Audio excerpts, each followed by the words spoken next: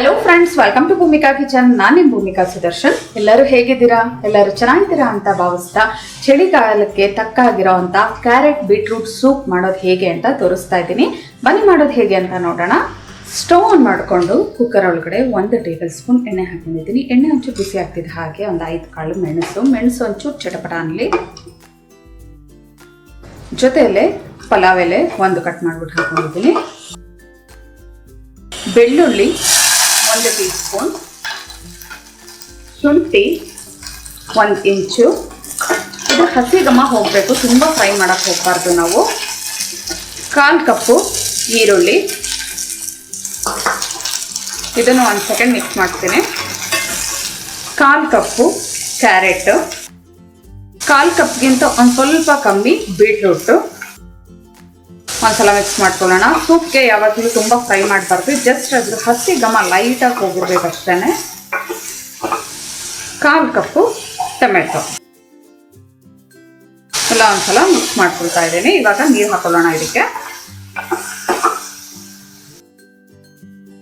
1 ಕಪ್ಪು ನೀರು ಹಾಕೊಂಡು ಚೆನ್ನಾಗಿ ಮಿಕ್ಸ್ ಮಾಡ್ಕೊಳ್ತೀನಿ. ಎಲ್ಲ ಒಂದ್ಸಲ ಮಿಕ್ಸ್ ಮಾಡ್ಕೊಳ್ತೀನಿ. ಹಾಗೆ ಲಿಡ್ ಕ್ಲೋಸ್ ಮಾಡಿಕೊಂಡು ಮೀಡಿಯಂ ಫ್ಲೇಮಲ್ಲಿ 2 ವಿಷಲ್ ಕೂಗಿಸ್ಕೊಳ್ಳೋಣ. ಪ್ರೆಷರ್ ಬಿಟ್ಟಿದೆ. ಸಾಫ್ಟಾಗಿ ಚೆನ್ನಾಗಿ ಬೆಂದಿದೆ. ನೀವು ಬೇಕಾದರೆ ಓಪನ್ ಪಾತ್ರೆ ಹಾಕಿ ಕೂಡ ಮಾಡ್ಕೋಬೋದು. ಇದರಲ್ಲಿರೋವಂಥ 2 ಪಲಾವ್ ಎಲೆನ ತೆಗೆದುಬಿಟ್ಟು ತಣ್ಣಗಾದ ನಂತರ ಮಿಕ್ಸರ್ ಜಾರ್ಗೆ ಹಾಕೊಳ್ತೀನಿ. ತಣ್ಣಗಾದ ನಂತರ ತರಕಾರಿ ಮಾತ್ರ ಮಿಕ್ಸರ್ ಜಾರ್ ಒಳಗಡೆ ಹಾಕೊಂಡಿದ್ದೀನಿ. ಇವಾಗ ಇದನ್ನು ನುಣ್ಣದಾಗಿ ಇಟ್ಕೊಳ್ತೀನಿ.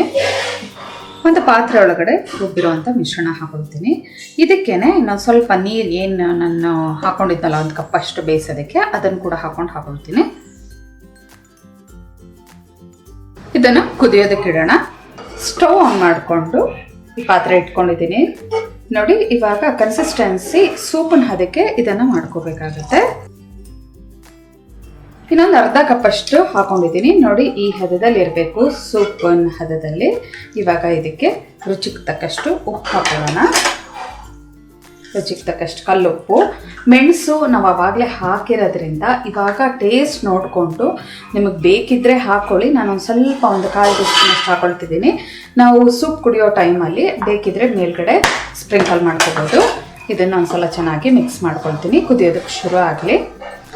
ಒಂದ್ಸಲ ಕುದಿ ಬರೋದಕ್ಕೆ ಶುರು ಆಗ್ತಿದೆ. ಹಾಗೆ 1 ಟೇಬಲ್ ಸ್ಪೂನ್ ಬೆಣ್ಣೆ ಹಾಕೊಳ್ಳೋಣ. ಬೆಣ್ಣೆ ಹಾಕೊಂಡ್ರೆ ರುಚಿ. ಇದಕ್ಕೆ ಸಕ್ಕರೆ ಏನು ಬೇಕಾಗಲ್ಲ, ಯಾಕೆಂದರೆ ಬೀಟ್ರೂಟು ಮತ್ತು ಕ್ಯಾರೆಟಲ್ಲೇ ಸಾಕಷ್ಟು ಸಿಹಿ ಅಂಶ ಇರೋದ್ರಿಂದ ಸೂಪು ಪರ್ಫೆಕ್ಟ್ ಆಗಿರುತ್ತೆ. ಇದನ್ನು 4 ರಿಂದ 5 ನಿಮಿಷ ಇದನ್ನು ಕುದಿಸ್ಕೊಳ್ಳೋಣ. ಹೀಗೆ 4 ನಿಮಿಷ ಇದನ್ನು ಮೀಡಿಯಂ ಫ್ಲೇಮಲ್ಲಿ ಚೆನ್ನಾಗಿ ಕುದಿಸ್ಕೊಂಡಿದ್ದೀನಿ. ನೋಡಿ, ಯಾವುದೇ ಒಂದು ಕಾರ್ನ್ಫ್ಲವರ್ ಹಾಕಿಲ್ಲ, ಏನೂ ಹಾಕಿಲ್ಲ. ಎಷ್ಟು ಚೆನ್ನಾಗಿ ಥಿಕ್ನೆಸ್ ಆಗಿ ಬಂದಿದೆ ಅಂತ. ಸರ್ವ್ ಮಾಡೋದಕ್ಕೆ ಕ್ಯಾರೆಟ್ ಬೀಟ್ರೂಟ್ ಸೂಪ್ ರೆಡಿ ಇದೆ. ನೋಡಿ, ಟೇಸ್ಟ್ ಅಂತ ಎಕ್ಸಲೆಂಟ್ ಆಗಿದೆ. ಬಿಸಿ ಬಿಸಿ ಕ್ಯಾರೆಟ್ ಬೀಟ್ರೂಟ್ ಸೂಪು ನೋಡೋದ್ರಲ್ಲ ಎಷ್ಟು ಸುಲಭವಾಗಿ ಕುಕ್ಕರಲ್ಲಿ ಮಾಡ್ಬೋದು ಅಂತ.